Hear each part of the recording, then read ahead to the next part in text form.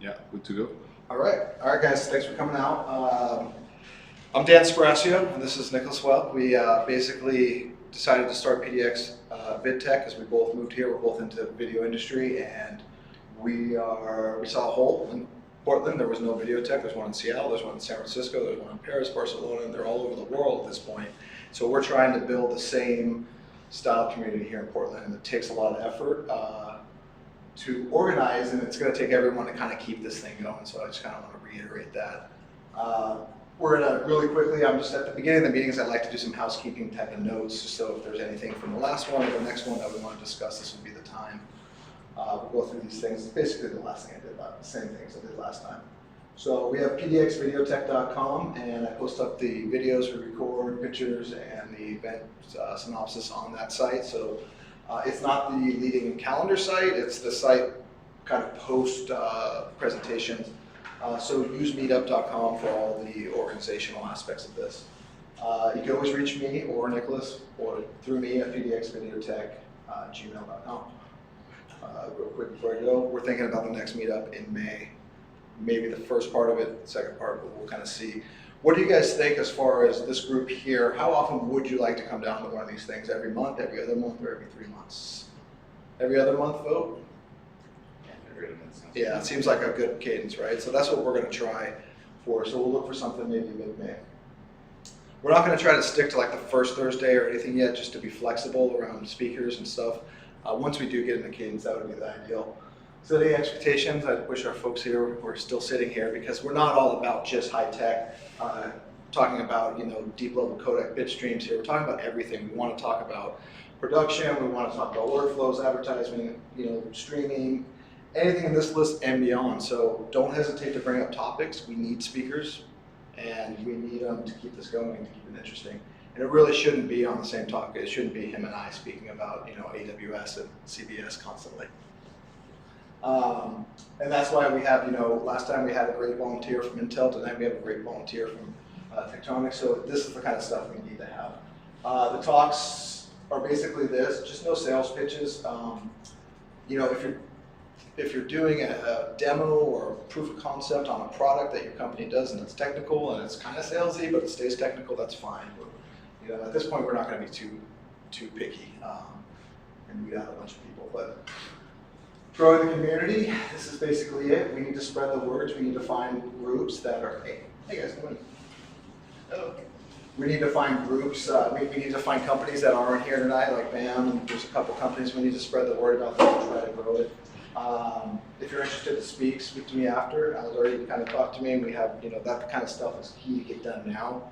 I waited a long time between last one and this one to start figuring all this out. It was a little bit of a panic to find, who's going to talk, and thank you guys for volunteering. So let's get this show on the road so we can get to the beer.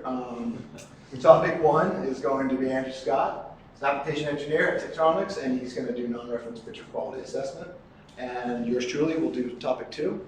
And I work at CBS, I'll talk about that, and adaptive streaming and start the series here.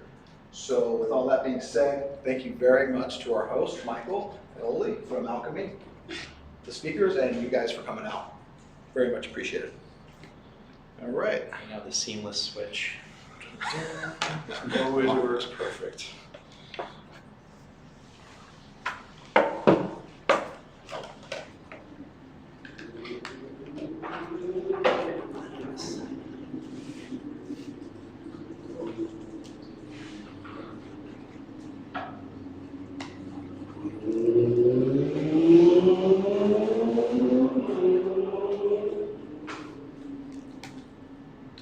Okay, good to go.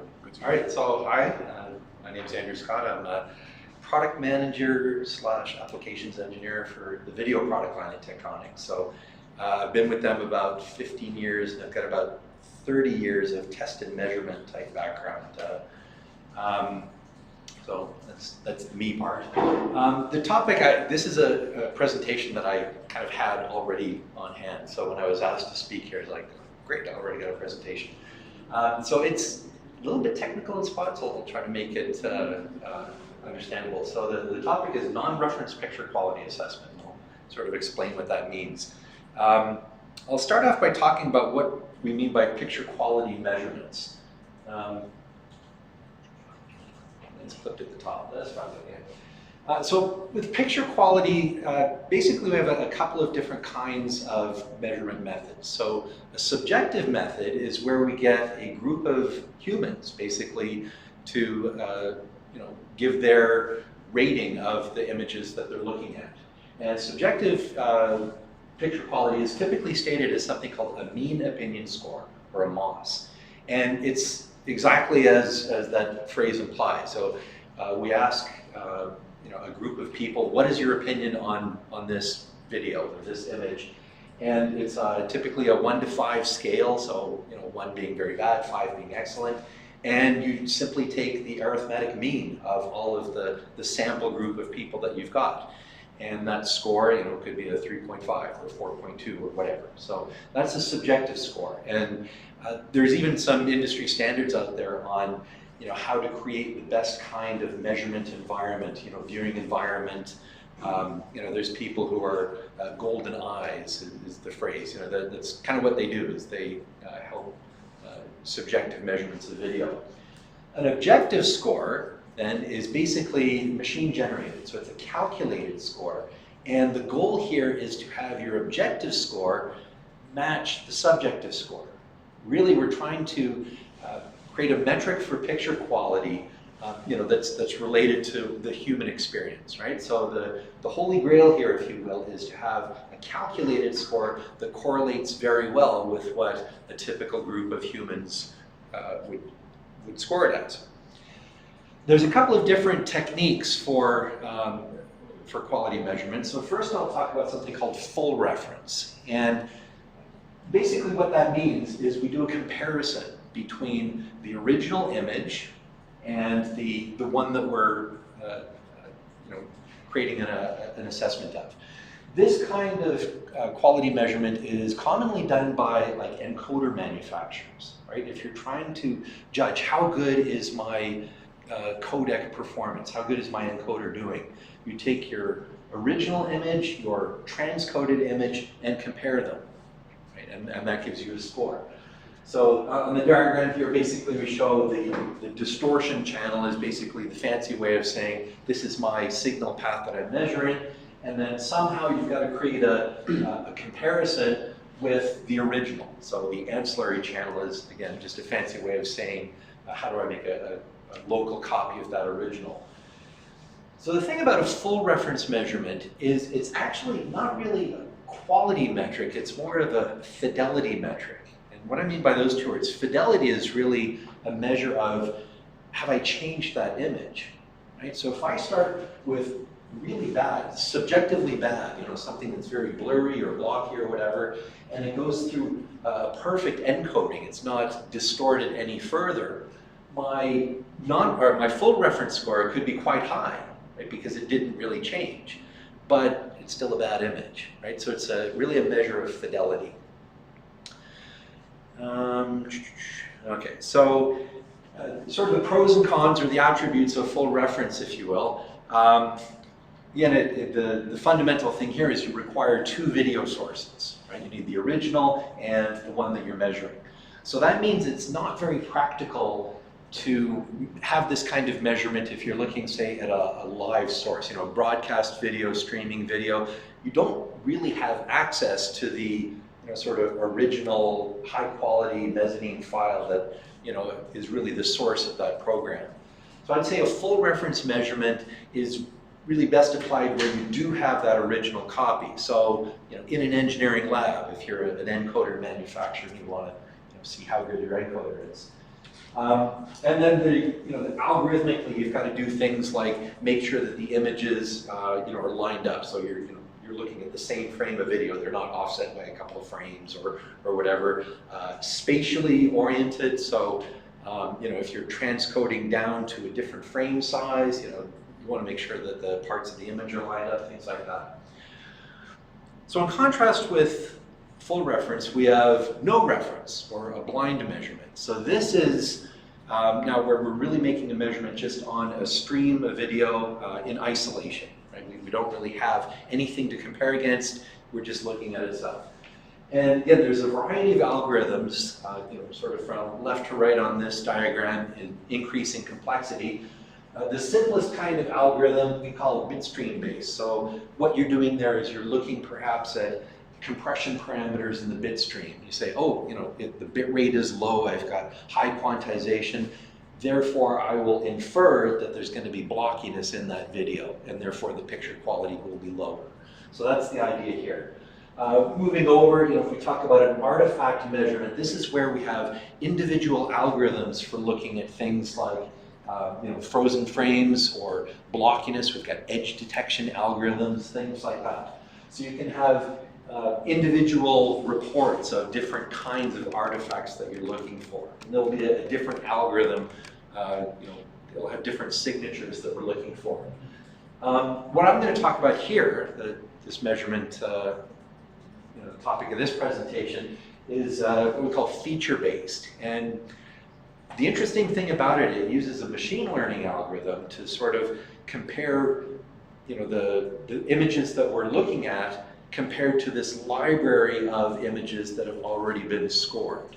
And it tries to have sort of a best fit based on that. The advantage of a no reference method then, of course, is you don't need that, the original to make a comparison against. So it is potentially applicable to quality measurement on a live stream, or a broadcast stream. The trick there might be in terms of performance, right? We want to make sure that it operates in real time for that kind of application. But the challenge here, the difficult part is that holy grail I mentioned earlier. Can this objective computed measurement correlate well with what a group of typical viewers would create a subjective score from? So that's really the challenge. Any questions so far? We're a small enough group where we can keep it informal, I think, so feel free to interrupt me if you do have a question. Okay, so the measurement that I'm going to talk about, this is, I guess, the Tektronix part. We call it TekMOS, so it's a Tektronix mean opinion score. So it's a non-reference measurement, meaning, again, it's sort of single-ended, and it uses a machine learning algorithm.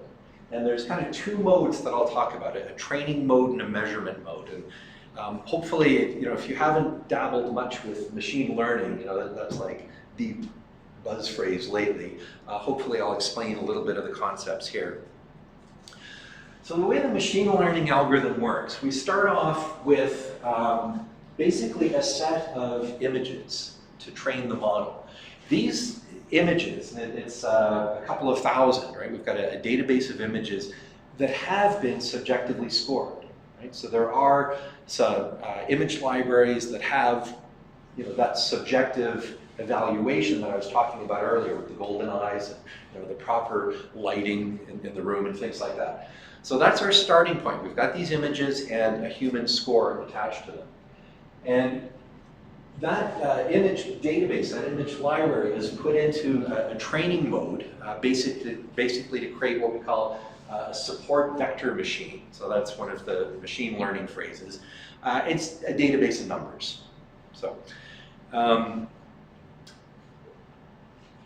and then, I guess, as part of the training, we'll take a subset of those images, and these are ones for which we know, again, what the subjective score is, and we put it through the measurement mode, so not the training mode, but the measurement mode, and basically we can go back and sort of adjust things, depending if, for a particular test image, right, if the score was 3.5, and the algorithm, it differs from that, we can tweak the parameters, with the end result being that we want to have really high correlation with those original subjective scores.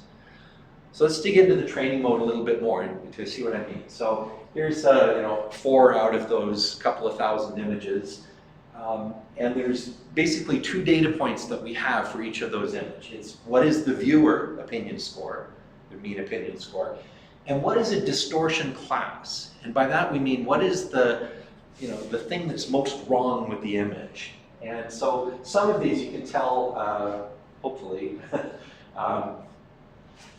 what we call MP4 distortion. That's sort of typical compression blockiness, right? And when we distinguish MP4 and MP2, they kind of have different blockiness signatures, if you will. It sort of depends on the block size that the encoder uses. So really it's blockiness. Those two are measures of blockiness. Video noise, right? So you get that mosquito noise sort of thing. And blur, right, if it's out of focus. So they're at a really high level, kind of the three broad distortion classes. So for each of our images, we've got those two pieces of information. What was the score the viewer thought, and what was the most obvious kind of distortion? And that goes basically with that initial information. We'll decode the frame, and this is sort of the core of the algorithm, is we compute a set of pixel-based statistics. It's about 40 of them. And it's things like, you know, edge detection, how sharp are some of the edges, right? So that sort of helps with the blockiness and things like that. What is the luminance spread from dark to light, and so on. So in effect, we just get this array of about 40 odd numbers. We normalize them so that they're on a scale between -1 and +1. And that basically is what gets fed into this, this vector machine. We create a database, right? So again, at a really high level, you think about it, we've got an image, and all we retain from that image is this array of 40 numbers, and the human score, and the distortion class. And we create a database basically from all of that data. A little bit more on those distortion classes. So again, you know, I talked about the different kinds of blockiness and noise and blur. What that sort of reveals itself through that array of 40 numbers, the pixel-based measurements we make on each frame, depending on the distortion category, sometimes there's a positive correlation towards +1, sometimes a negative correlation towards -1, sometimes no correlation. Some of the, you know, see they're around 0, right? So basically that's sort of the machine learning part, right? We get this sort of signature out of that array of measurements that sort of goes back to what the original distortion was like. Kind of make sense? So those patterns in the graph represent what the lyric relation looks like to that. Right, so it's each of those individual 40 measurements that we make, and basically the bars sort of indicate is there a positive correlation and negative correlation of that one particular measurement to our source image. So does that represent many images or just one? These are the 40 numbers for one image, right? So basically, if we have a couple of thousand images, we'll have a couple of thousand times 40, and that sort of all gets munched together and it creates that support vector machine. Right. Yeah. All right, so now that we've got that database, that support vector machine, well, the measurement mode. So this is the engine that's in our real products, right? This is the thing that will be applied to the live video source. So we take an arbitrary video input. The picture can look, you know, nothing like any of the couple of thousand training images that we started with. It, you know, definitely will be dissimilar to pretty much everything. But when we decode the frame and compute that same array of 40 numbers, okay, so now we've got something. We've got, you know, those 40 numbers. And at this point, it's kind of like a best fit. You remember your college linear algebra, you know, the best fit of X number of variables. It's like that with 40 variables in this case. And, you know, based on that database, out will pop our scores. And in this case, the MOS score is the most important. What is the predicted human opinion score? And probabilities. It's like, oh, this looks blurry, or this looks blocky, or whatever. So the idea is, you know, again, we take the training images to create the database, and then use the database with arbitrary video to create predicted numbers, right? The predicted opinion score and the predicted distortion probability. And then sort of one last thing is the algorithm takes into account what we call a region of interest. So it tries to predict the part of the frame that is most likely to draw the viewer's attention. So there's an attention model algorithm that we've had in previous products. We sort of utilized it here. The idea of that is, let's say, you know, you've got the focal point of the image is in focus, but the background's all blurry, you don't want the algorithm to say, oh, this is a blurry image. Well, yeah, technically maybe 80% of the area is blurry, but the human's not going to really care because it's the background. Right? So that's the purpose of the region of interest. So the end result, and I promised I wouldn't get too technical, but here's some college level math again, the correlation coefficients. But the idea is if there was a correlation of 1, that's that sort of perfect line, right? So the idea is what we're plotting here is the human score versus the predicted score, and if it was perfect, it would be a straight diagonal line, and that's our correlation of 1. So it's pretty good, right? It sort of follows that slope. The two different correlation coefficients, Pearson and Spearman's, again, the college math behind that. Pearson is sort of your traditional correlation. The Spearman one, basically it's saying their relative ranking to each other. So for example, if you're comparing two images and the human says, this one's better than this one, right? The high correlation on the Spearman one says that the machine score is also going to have that same relative ranking, right? The better one is worse than the worse one. So even if the numbers are kind of way off, as long as that relative ranking is intact, that's better. And again, it scores pretty highly on that as well.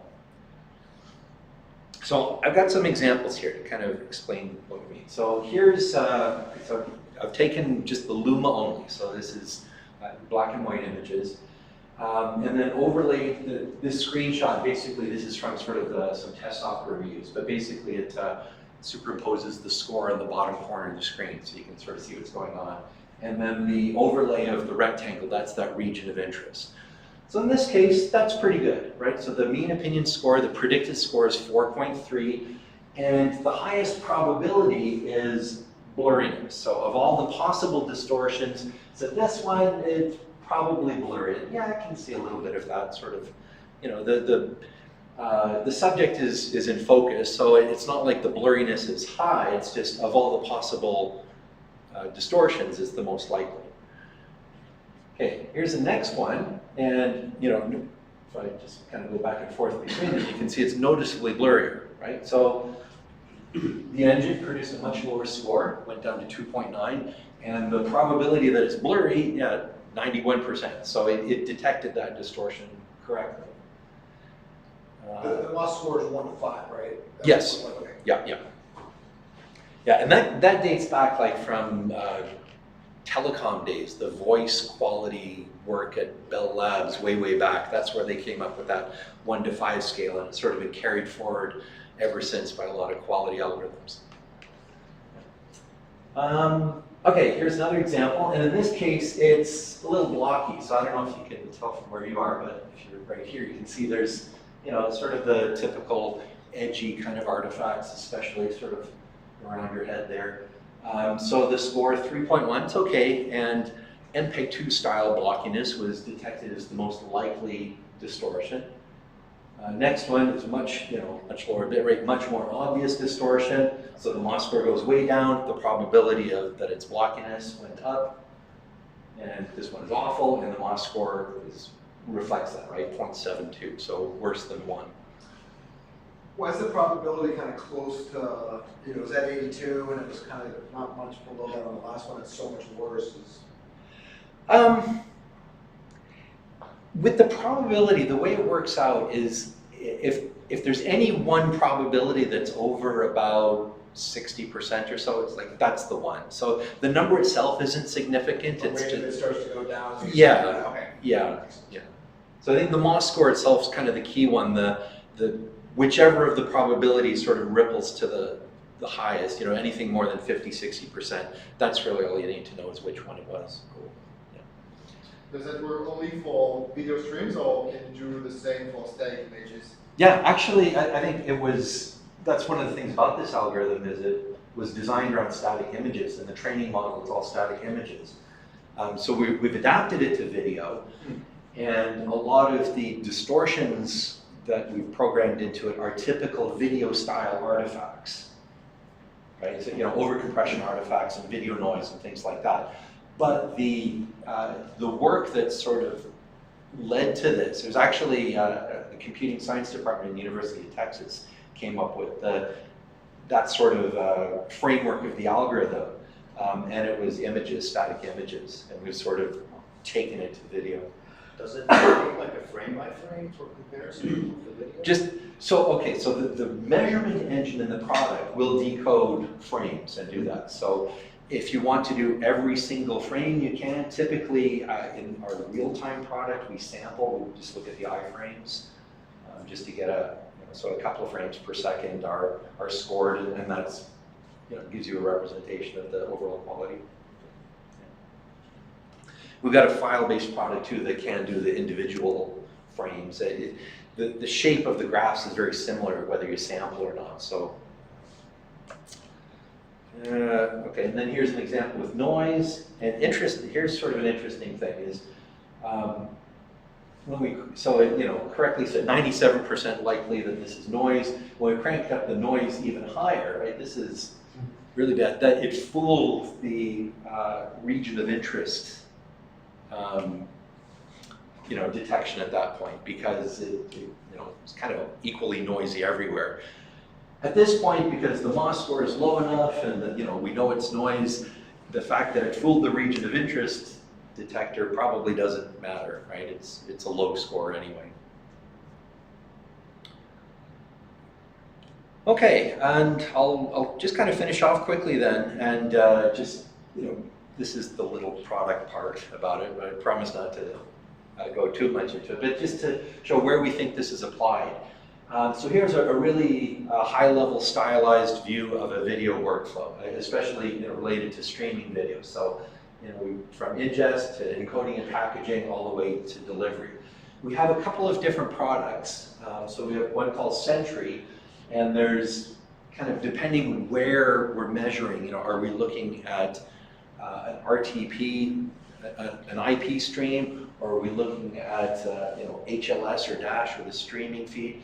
Different versions of the product, but basically we can make that measurement on a real-time stream. And then the other product we've got is one called Aurora, which is file-based QC. So what it's doing is sort of earlier on in the workflow, if you've got a file, you can just run it and generate the measurements long before it's actually broadcast. So you can sort of get a view of the quality earlier on in the workflow.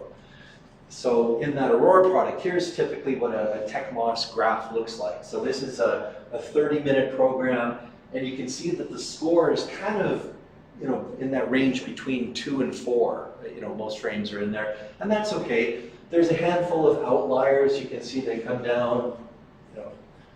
What those colored bars are showing is sort of the minimum and maximum for that little time segment of my 30 minutes. There's a graph here that shows sort of what percentage of frames are beneath what score, so you can get an overall feel of what the quality is like. And then this second graph we call the distortion map. In this case, the color here is this dark blue, so it's tiling artifacts, that blockiness, right? So for this particular clip, that was the dominant distortion pretty much the entire way through. And then in the Sentry product, same sort of idea, but it's we're showing it's more like a moving graph over time. This is a real-time monitor we're looking at. And so what is the intent for live? Whenever you detect a problem in the live transcoding, do you expect to provide some feedback to the encoder so that the encoder adjusts some parameters on the fly, or? That would be kind of cool. I would say it's more of an alert to the operator. Okay. So it's a monitoring system. Typically, we will alert someone, a person. So an email or SNMP or things like that. Alerting type mechanisms, and say, hey, you set up an alarm trigger if the score falls beneath my threshold for a period of time. That's happened. I'm alerting you. But I'm not here to sell you the products. So how was it? Was it too technical? It's okay? And if there are any other questions, I'd be happy to answer them. I just wonder, you know, thinking like VMAP and scoring frame by frame scoring for encoding processes that a lot of people are doing, and it seems like you're doing similar stuff here, either frame by frame to give scores, and I wonder if there's some overlap there. Or...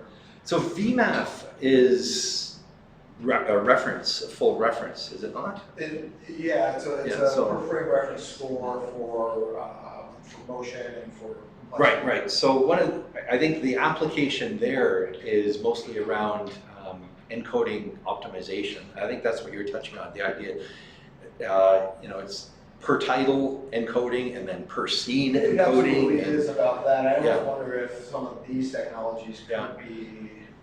Possibly. I think our thought is this is more, Real-time learning. yeah, a little bit further down in the workflow. So the content is already created, and we want to see if there's something, you know, a problem later on in the workflow. Absolutely. Yeah. So is that geared more towards like a major broadcasting network? Because you're alerting somebody, Yeah. right? And then they Yeah. need to have to figure. It's not something you really use in like a Netflix kind of situation like that. No, yeah. So yeah, I would say our target customers, our existing customers for this kind of thing are exactly that. They're sort of the larger broadcast Makes sense. companies and so on. Yeah. Is the R&D for this all done and now it's just selling it, or challenge? Well, you know, that's kind of the cool thing about the technology is there's a lot of possibilities, and when we talk to people, there's a lot of really neat ideas they come up with. So, since we're kind of informal, I'll give you kind of one of the more humorous ones, at least to me. The company that take video that is submitted by home viewers, if you will. Let's call them YouTube. One of their big issues is inappropriate content that gets uploaded. They want to flag that quickly. It's like, oh, hey, could we have an algorithm that detects certain kinds of content and flag that automatically? It's like, well, yeah, so that would be one adaptation of the training model. Look for skin tones or whatever, right? And sort of flag that. A more serious application, some of our customers, let's say you're specializing in sports broadcast, right? So the kinds of artifacts and things like that would be, you know, very similar. It's not like you're looking at generic content.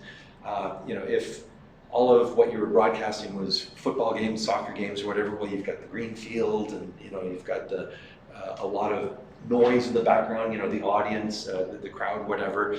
So if the training model was given those type of images, right, then perhaps the measurement model is more applicable when you're measuring that very specific type of content.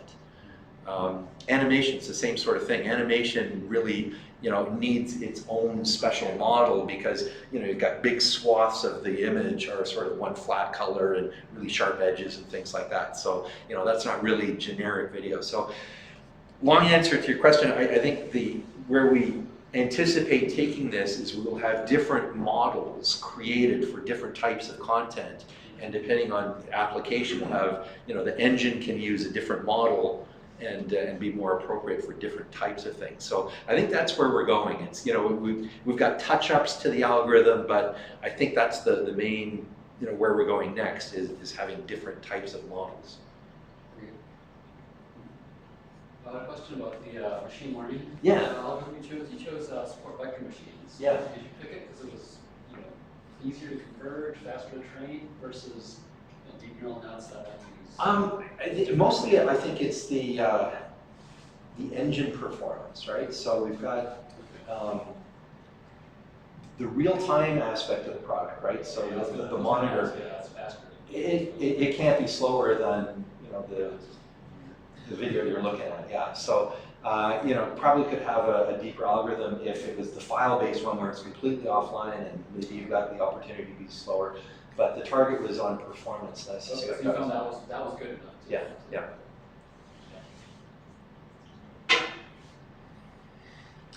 Okay. Cool. Thank you. All right. Thanks.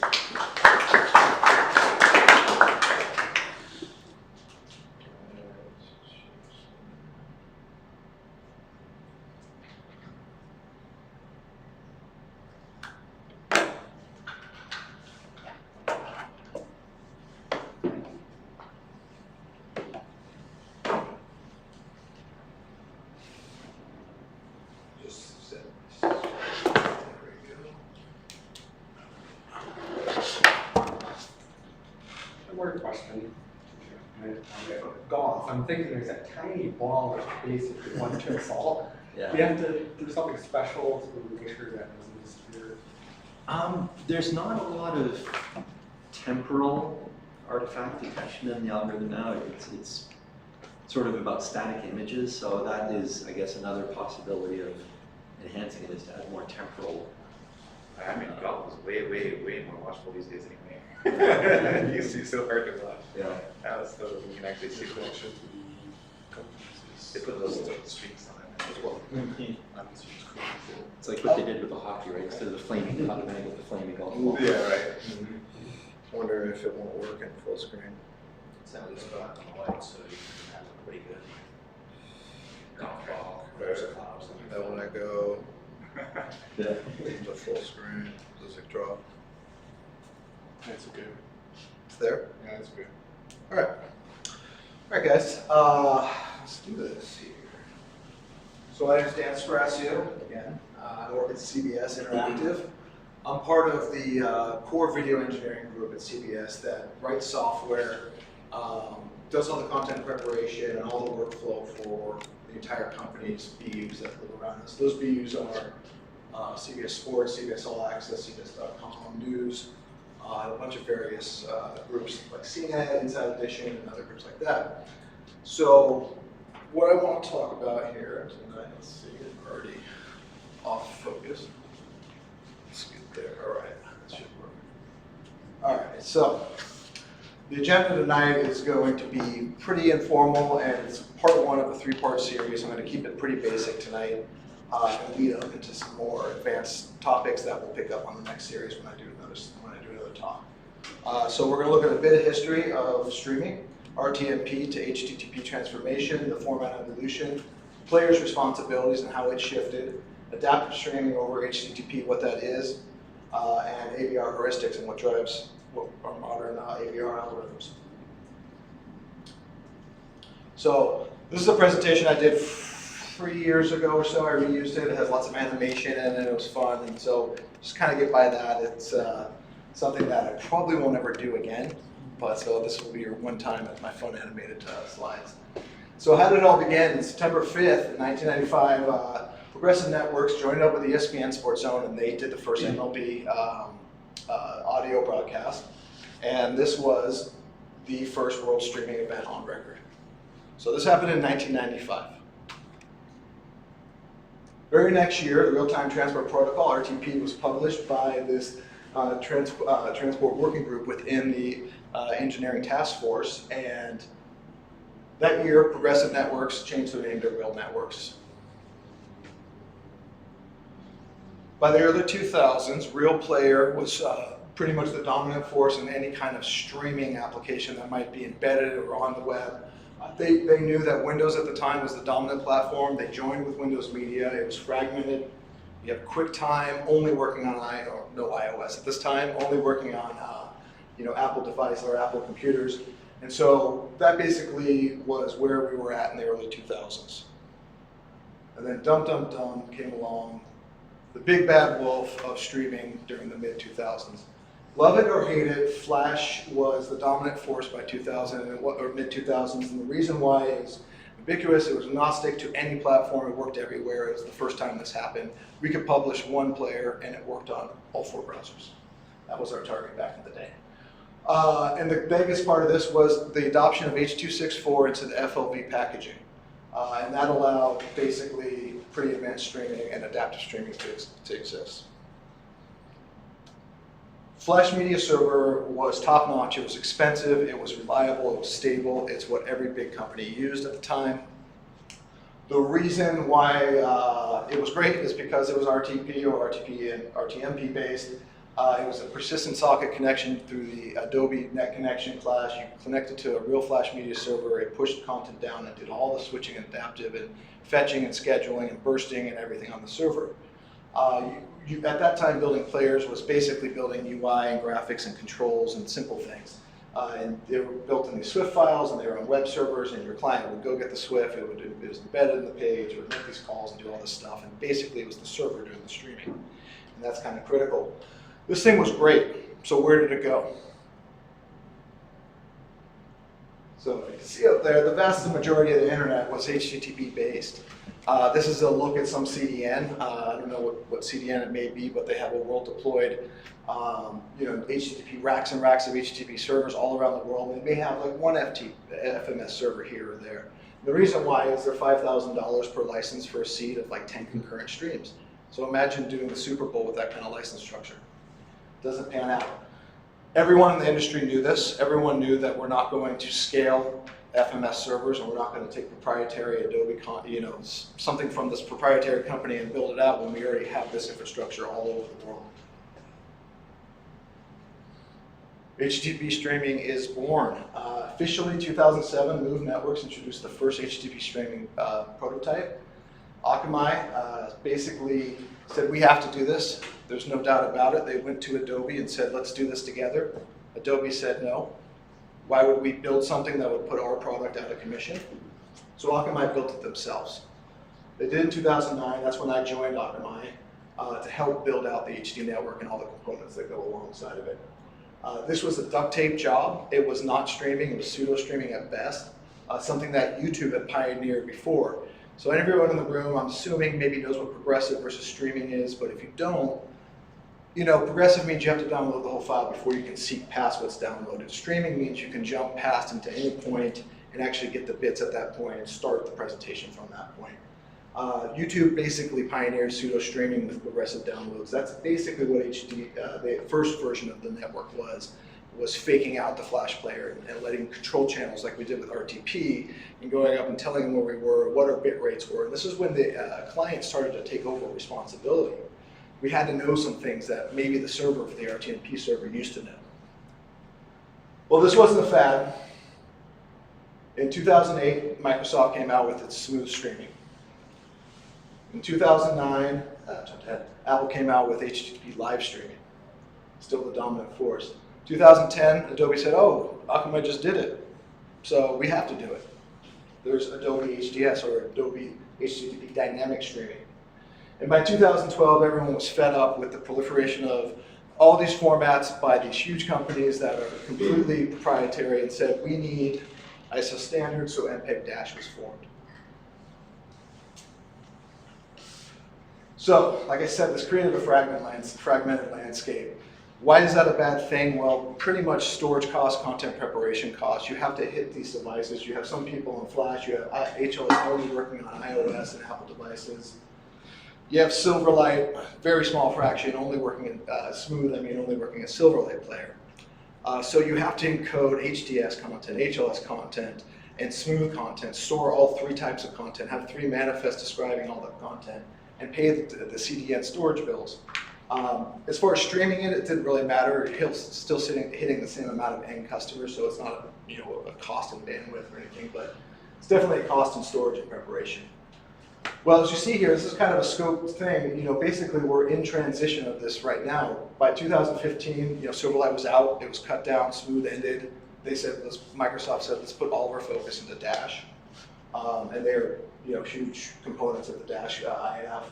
And then you have Adobe, which was basically doomed when mobile came out. Steve Jobs put that final fork in that and said it's done for good reasons. It's super inefficient.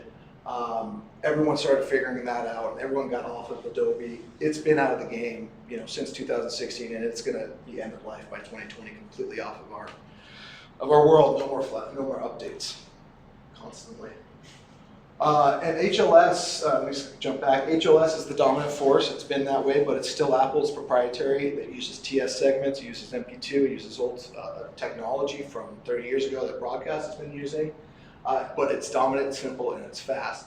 It's just, if you want something changed in it, like low latency, like a ultra low latency spec for HLS that people are working on, it doesn't really happen unless you are very lucky to try to get the spec changed because it's under the, whereas the international standard of MPEG-Dash, so basically everyone was fed up with, go back to here. Everyone was fed up with this and they said we need to stay, we need the ISO standard, and so MPEG-Dash, MPEG committee put that out. Next slide is basically once that happened, all these companies said we need to formulate a working group around this called the Dash Industry Forums, which is going to write the spec on the guidelines of implementation of MPEG spec. And all these companies joined up for the last 5 years. Nicholas and I involved every 3 months. You go to some city and you argue about why this should be there, why HDR should be 10-bit versus this, or all these factors, and right in the spec, you argue about, I use argue in a kind way, because it's basically, you know, everyone just has their business interests and talks and wants certain things, and it's great, and it formulates what happens here. So this group has really catalyzed the adoption of Dash, and we've done a great job. You'll see a lot of it in Europe. It's definitely the primary format in Europe over HLS, and here in America, HLS still dominates. But that is absolutely changing, and I'm at the forefront of that at CBS. We're completely changing to Dash workflow. Not persuaded by me joining CBS at all either. So, you know, we still have these two, we have Dash, what do you do, HLS or Dash? And so Apple and Microsoft said, you know, we need to join. These are the two kind of chief companies in this joining, but we said we need to come out with CMAF, or a common media application format that will let us create one ISO-BMF MP4 container of content, store just one set of content, and have 2 types of manifests that can read that content, HLS and Dash's manifest, and it's going to make the world better. It hasn't happened really yet because you have to re-encode your entire library to have this feature. You have to have players that support CMAF, so we're getting there. It's starting to be adopted. It also uses FMP4, which does byte range. You have some issues with core's configuration and byte ranges in some players. So there are some hurdles still with CMAP, but it is the way. So it's great. All of this stuff has made this, let's just call it one media format now. And so it's super easy to stream on the internet, right? No, it's not. So we have all this fragmentation of devices that we have to now hit, and we have, you know, this is just an example of what some of the different devices out of ComScore that are being used. It's surprising to still see computer at that level, but mobile's right up there. We have smart TVs we have to hit. They either do native or they take JavaScript and use MSCs. So there's more, you know, we have literally 17 SDKs to hit all devices on our group with 6 or 7 developers developing those. Again, OTT is the big rage, you know, Roku to Apple TV. It's funny because Apple TV gets the most attention, then Amazon, and then Roku, and a lot of people's output of applications, and it's completely backwards according to ComScore. So what apps come out first with the fullest features? All right, so that's my history of streaming. Is there any questions before I go on to how it actually works? All right. So what I'm going to do is I'm going to look at streaming from a player's perspective using an HTML5 player, which is pretty common now. So we either have native players written in Java or C++, Swift on iOS, so another language used, or we use JavaScript and we use HTML5, MSC, or media source extensions. So the way it works is you have a client, and it's the conductor of this presentation. You hit that big play button, and as soon as you hit that big play button on a video, it jumps up to the server. It gets let's call this is a Dash manifest. So I have an example of both, but basically what we're looking at here is an XML file that describes the entire representation of the video, whether it's live or whether it's VOD, it doesn't matter in this case, and you're seeing things like, let's see if this works. You know, segment template tells the scheduling or the time scale of where the segments live after they've been cut up. And we're going to talk a lot about that. If I don't talk about like how stuff's prepared or what a package is or what a box structure is or any of that tonight, I might mention it, but it's intentional not to talk about it because I don't want to get too complex here. So anyways, you have representations, and these are representing bit rates, different bit rates in the stream. Other things you can have in here is audio, different bit rates of audio, different languages, captioning. Basically, it describes the full features of that presentation. Here's a quick look at an HLS manifest. Does the same thing. Remember, CMAF could be one media type with 2 different manifest styles describing the presentation. It has a double layer manifest. It has a master manifest, which is in back. It describes the different bandwidths or bit rates in this case, and the codecs, much like the Dash one. And then each one of those has a base URL or relative URL to a variant manifest that has the actual chronological, you know, or numbered segments. And this is what we use in the player to schedule. So it seems great. You go get a manifest file, you say, oh, 0, 1, just start going and make some HTTP requests, and you're all done, right? That's all a player should do. And sometimes it is that easy. So let me step into this. We're talking about we're talking about segmented content here. So you take a file, you encode it from mezzanine, starting at mezzanine, it gets encoded, then it gets split up into these small transferable chunks.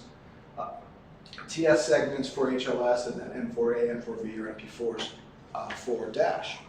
And the player constantly streams, gets these segments. It takes it, parses it, runs it through the decoder, renders it. Every time, keeps on doing this.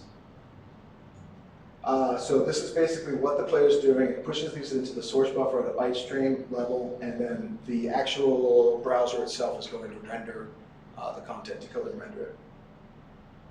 So that's all great. It's scheduling. It's sometimes very difficult to do when you're talking about live content. And live content, it's difficult because you have to find live edges. You have to sync up with NTP timers that are synced with the encoder. You have to know what kind of latency you're shooting for. You have to know some other aspects if it's DVR, or if you have some other aspects in there.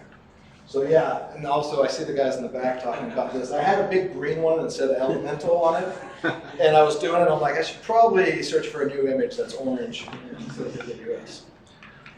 So dynamic. So Dash stands for Dynamic Adaptive Streaming over HTTP, right? So we talked about the streaming over HTTP part, about getting chunks, making requests. Dynamic means ability to go to the manifest and understand that it has been changed or updated. So HLS is critical for this. So in a live stream with HLS, you have to make a manifest request every time you get a chunk to see if there's another availability chunk on the end, or if one's fallen off the back. And you have to adjust your DVR window or your durations or things in the player based on this list. So that means every chunk, every time you're going round trip twice to get this file and to make sure you're copacetic. Dash is a little bit more flexible with that. It has a numbering scheme inside of it that allows you to not have to do that. It's great for live, it's great for ultra low latency because you don't have that extra round trip. Dynamic can also mean like X-link resolving advertisements that are not in the manifest on the first delivery or encoded into it, but resolved based on geolocation. Because you live here, you get this commercial, and vice versa. So that's dynamic aspects. It doesn't have to just be live. So dynamic kind of describes live and other aspects. Live streaming is critical.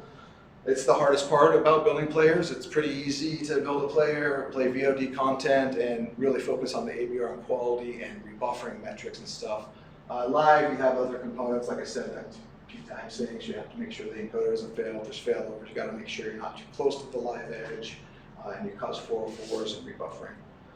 So let's take a little look and see if this works here. That's the question. All right, so what I'm doing here is, this is an old demo. Nicholas, you have the workbench. So this is an old demo, and what we're looking at is, we're looking at a real clock in Boston and a camera set 2 at 20 seconds, and we have 26 seconds on the clock. We're really kind of rubbing around 4 or 5 seconds latency. And this is end-to-end latency. There's no tricks here. This is a camera and the player running at the real time being recorded. We're around 4 seconds latency. Everyone talks about ultra low latency, 1 second, sub-second. We were doing 4 seconds 4 years ago, Nicholas and I and a couple other folks at Akamai. And it just shows that this is the pursuit that we're going for. But what I'm actually showing this to you guys for is, look at the buffer length. The buffer length is 0.61 seconds when you have this low latency.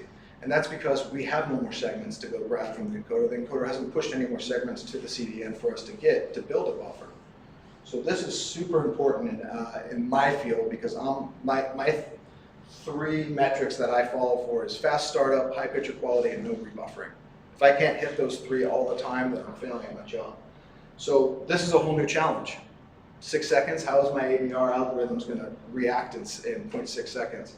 How am I going to deal with the inconsistencies of today's internet? So that's the reason why I'm showing you this video. We'll just kind of move on from that. And the reason why I'm showing that now is because I'd like to kind of dive into what adaptive means. You guys are all familiar with your screen going blurry and then becoming crisp again, right? I assume when you're watching streaming video or internet video. So that's part of adaptive. It doesn't just pertain to bitrate though. So I'm going to kind of go through a couple of these things. So the way this works is, you have multiple renditions of the same content in different resolutions. And a player will decide how to start out what resolution to target based on some strategy. and you'll be playing, and there's some detection, some algorithm runs while playing at all times, and it says you don't have enough bandwidth to stay at that resolution, I'm going to switch you down to this resolution. Follow the graph, something else happens, and then all of a sudden your bandwidth picks up. Let's say it could be as simple as 5 people on the same home network and a bunch of people streaming, and then someone stops streaming and you have more allocated network bandwidth on that network. The algorithm's going to pick it up real time and say, you know, we're trying to achieve the highest picture quality, so that's why we get back up. So that's adaptive bitrate. It has some problems. It results in a buffer. Buffers are linear, they're singular, they're not multiple buffers for multiple resolutions, they're a single piece of entity. And we now have a fragmented buffer, so if I seek back to time X from time Y and it's a different quality, that's a horrible user experience. So players, complex players today in HTTP will clear this out and replace buffers and backfill buffers where needed, when it can, based on content, based on request. This is a very complex thing to deal with in a lot of different aspects. It doesn't just stop at bitrate. It also talks about multiple languages, captioning tracks, and things like that. So you push some captioning into buffers. Most of it's rendered on screen, but basically let's talk about audio languages. So you're playing a stream, it starts in English, you change it to French, you change it to Spanish because you forgot you weren't French and you really wanted to hear Spanish. And you've put 3 languages in the buffer. And now you seek back and you hear all 3 of those languages. That's also not a good user experience. So you have to control the buffer, you have to replace, and you have to basically you know, clear out and flush the buffers. And, you know, there's lots of things going on at that buffer level. So how does this work? It's all based on the content preparation, and there's these things in every, you know, this is a look at a group of pictures or a dot. You have these I's, these B's, and these P's, and really what you want to focus on is the iframe, the IDR, instantaneous decoder refresh, because this is the point in a stream in any given media presentation where you can actually make a switch seamlessly from one bitrate to the other. It's not bidirectional, it's not some of these other frames. So you can kind of see this is big buck money at 3 different resolutions, and all the switches between the different bit rates per second always happen on the iframe. And it has to be, and there's parts of the spec that say every chunk has to have at least 1 iframe, it can have more, and it's all to preserve this kind of feature. All right, so this is a really fun video, so I gotta set this one up for you guys. Let me go ahead and pause it. All right, so what I want you to focus on this one is, and I'm going to step back a little bit. So RTMP was dominant for a couple of reasons. It could control the buffer and it could flush the buffer on cue, and when you had a bitrate switch, you'd get the next bitrate. If it was higher or lower, you'd get it instantaneous almost, maybe 1 or 2 seconds. So that was probably the most dominant thing besides its stability, some other aspects. But once we went to HTTP, that was the most talked about problem, is how long it takes to switch bit rates once an algorithm says you should switch bit rates.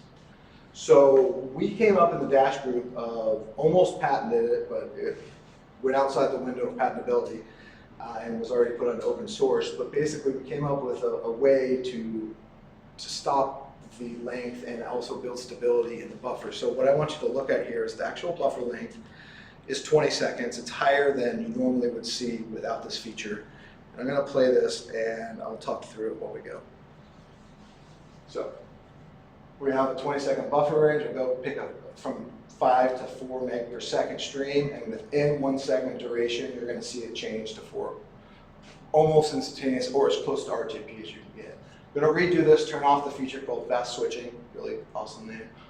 And we're going to do the same thing. Notice the buffer level is only at 12 because we can't grow a bigger buffer because we have to play through the entire buffer before we get the new content. So it decreases your stability. And I'll talk about why it decreases your stability in a second. And it irritates viewers. You sit on bad quality content for much longer. I'm still talking, now it finally changed. And that had to download four segments before it could actually change, because it has to actually eat through the buffer.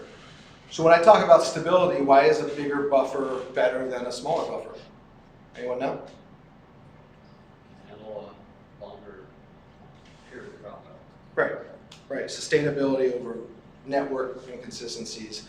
And this is where adaptive heuristics have really grown and changed. So ABR heuristics are what drive these decisions to make these bitrate switches. And ABR heuristics were pretty simple about 7, 8 years ago, and they're now very complex. We have mathematicians from MIT, from Stanford getting involved in this. There's, you know, the whole Netflix team that does ABR are all, you know, double PhD graduates in very, very complex math that I wish I understood. But it doesn't have to be that way, and it certainly has shown its benefits and its downfalls. So we'll kind of talk through that. I'm not going to get into too many specifics here, just to kind of keep something for later. But, you know, ABR is, again, what drives the switching of the bit rate, and there's lots of components to this, and we'll kind of talk about the VBR stuff and some other aspects. So one basic, and it's always been there, is startup heuristic. So what do you pick to start up? Do you pick the lowest bit rate that you have in the presentation and just get to first byte, first frame as quick as possible and not lose viewership? Or are you a premium content company with premium paying and subscriptions, and even having one frame of low content might drive people away? There's some decisions to make there. So all players have their own startup logic, and they basically will allow you to do the quick and dirty mode, or the high quality and longer start, or somewhere in between. And that's going to be a real simple heuristic. It's nothing complex. But post-seeking and post-buffering, these heuristics kind of scale out in windows based on the last and the amount of currents of buffering you may have. If you seek somewhere and it picks a bit rate and it buffers quickly within a certain amount of seconds, it's going to say that's probably not the right bit rate. It's going to lower you down, try it again, measure it, and look at these stats and say every time you seek, you should be at this bit rate because you can't sustain a startup at that bit rate. So let's go to the next one. The most traditional, most common is throughput. It measures every chunk that comes down. It does averaging across them, so we smooth it out. And it says you have this much bandwidth, you can play this bit rate. It's pretty straightforward. We use other components like drop frames inside of a decoding layer, inside of a rendering engine. And this is basically a direct pointer that the CPU is being overloaded and can't handle that resolution. So it basically says it's time to drop frame or drop bit rate to handle, so your CPU can keep up. So going with just a point we noticed on that one, I was working with it in a previous role with drop frame one also seems to blacklist bit rates in a lot of players. Yeah, so a lot of these heuristics. It's going to get better. Yeah. So let me touch on blacklisting on these next two slides because it's super. It's oscillation really, blacklisting, and drop frames can be part of that count. There's a lot of little factors that go into when we're going to blacklist something, and maybe blacklist it for 5 minutes. We may do a short blacklist and see if we can come back, and if it falls out twice and within a certain amount of time, we'll blacklist it for the rest of the presentation. So yes, there's a great point. One other thing we do, this is common sense stuff right here that a lot of people didn't do, especially CBS, and they were spending 3 or 4 times the amount of money that they needed to do. And that's because they were streaming 4K content, or not 4K, we don't do 4K, but high quality HD content on iPhone 5s at that kind of resolution. And you never want to take video and oversize it and push it down because you're paying for that delivery. Paying for all that. You never want to stretch content up. So it's critical to understand the screen size of your user agent. And if you have a profile bit rates that go all the way up to 8K and all the way down to 200 kilobits per second, this is going to kind of find the zone that's great for that screen and kind of cap it and make it a sub playlist of what's out there. So screen size is super important. So blacklisting, oscillation, so all of this stuff is great, but the primitive algorithm started creating oscillation, and oscillation is defined when something goes back and forth. And what we did was have HD content to SD content to HD content. Your picture, your view, your presentation you're watching is just back and forth. It's super annoying. People would rather stay on lower quality than have this back and forth. Obviously, we want to hit higher quality, but that may not be an option. Why does this happen? It's because throughput rules and things were very primitive, and they weren't using exponentially weighted algorithm measurements, and they weren't smoothing out over VB spikes. So every measurement they reacted. Oh, I got a good measurement, I got a bad measurement. That's not great. So you have to write in oscillation preventers to say, hey, just wait a second. We have enough buffer to play through this. Let's wait until we really need to make a switch and not oscillate and go back and forth. If you oscillate too much, if you're in HD, you go to SD, or vice versa, you're in SD and you switch up to HD, and SD is not the right word for that, but lower bit rate to higher bit rate, and it drops out within a certain amount of time. It does this multiple times over. There's a pattern that's formed. We then blacklist that bit rate. And we say, everything above this is unsustainable by this user, play the thing lower. We then again sub-truncate the playlist so that it doesn't make that mistake again. Some players will try again in 5 minutes or something like that and see if it's gone away, and there's lots of hosts of things you can do.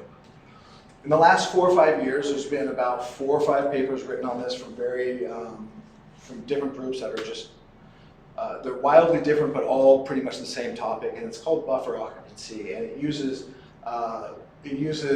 the linear time, the buffer, the bit rate that's in there, and the amount of buffer that's actually queued up to form out a utility method that uses optimization functions and basically tries to find out at what time in a buffer can we go up safely up the scale of bit rates. It actually works really well, and it works really well in one scenario when you have a nice stable 20-second buffer built and you have tons of VBR spiking going up and down, and it's not ending. This will actually sustain for about 10 to 15 seconds longer than any throughput rule that was written out there. So it's really great for that. We'll talk more about that. And then we have emerging ABRs. So this is mobile network heuristics. We have machine learning heuristics. We use VMAF for encoding stuff so that we have better, lighter weight chunks when we need them, so we don't get thrown off as much when we're doing these heuristics. The mobile network one's interesting because you can have a group of all cellular networks know they're all the exact precise connections at any given time, and the throughput allocated to each one of those users. That information can be relayed down through CDNs, down to an end user, and we can make decisioning off that. So decisioning, what I'm trying to make a point here of is decisioning is not just about what's happening at the client, and it shouldn't be just the client. It needs to be server, it needs to be involved in the whole workflow from end to end to really make it something that can work as broadcast does today. So what I'm going to do here is I'm going to this is just looking into these rules at a deeper level. I'm not going to go through these, I'm going to save it for next time because I think beer is probably more important. But really quick, throughput base have these characteristics of it. Buffer base kind of endures VBR spikes better, and it has some good switching and fast switching replacement. It's more tunable than a throughput rule, but all rules are tunable. Those are our expectations in this industry, and neither of these 2 rules hit those expectations singularly. So I worked on with a group, I mentored a guy from University of Massachusetts Amherst, and his PhD advisor, us 3 worked together on this algorithm called BOLA over 3 years. And it's a buffer-based algorithm, and along with throughput, we found that neither of these 2 things are superior, so we have to join them together. We wrote a third heuristic called the ABR hybrid coordinator that takes these 2 algorithms and runs it through this machine, essentially saying which one of you is better at your job at this any given moment, and it employs that and confers to the other, and they talk back and forth. On top of that, we have to deal with fast switching, so when we start doing replacement, what that means is you have a buffer that's grown this much, you start replacing closer to the playhead time instead of the end, so it's not first in, first out type of thing. You start replacing over that throws buffer-based algorithms way off because now the buffer's not growing and time's passing. So you have to basically account for those kind of things.